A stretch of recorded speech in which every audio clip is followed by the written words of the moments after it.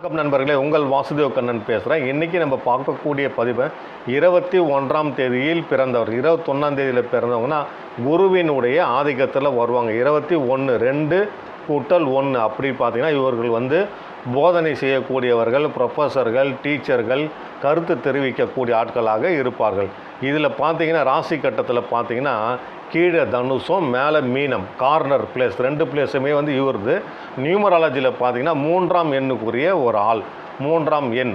அதனால் குரு ஆகக்கூடாது. குரு ஏன்னா போதனை செய்கிறவர் நல்லவராக இருக்கணும். யார் டீச்சர் நல்லவராக இருந்தால் தான் மாணவர்கள் நல்லவராக இருக்கும். அதனால் இவர்கள் எடுக்கக்கூடிய மலர் தீர்வு பார்த்திங்கன்னா நீச்சமாயிடுச்சுன்னா அந்த குரு தலை குனிஞ்சி நடக்கிற மாதிரி ஆகிடும், அசிங்கமாக. அதனால் ராக் ரோஸ் தன்னுடைய தனுசுன்றது வில் அம்பு. அதே குரு வீடு மேலே போயிட்டீங்க அப்படின்னா மீனம் 2 மீன் தடுமாற்றமும் இருக்கக்கூடாது.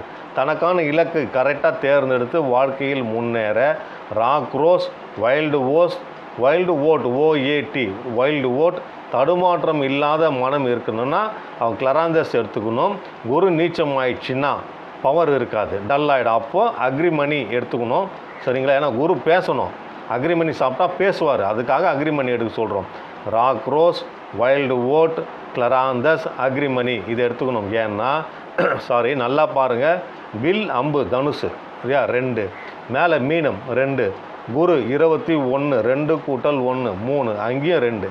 ஸோ இதெல்லாம் வந்தாலும் மனம் தடுமாற்றம் இல்லாமல் இருக்கிறதுக்காக scleranthus agrimony wild oat and rock rose இது எல்லாமே எடுத்துக்கிட்டு தினந்தோறும் ஒரு முறை எடுத்துக்கோங்க. வாழ்க்கையில் நிச்சயமாக நல்லா இருப்பீங்க.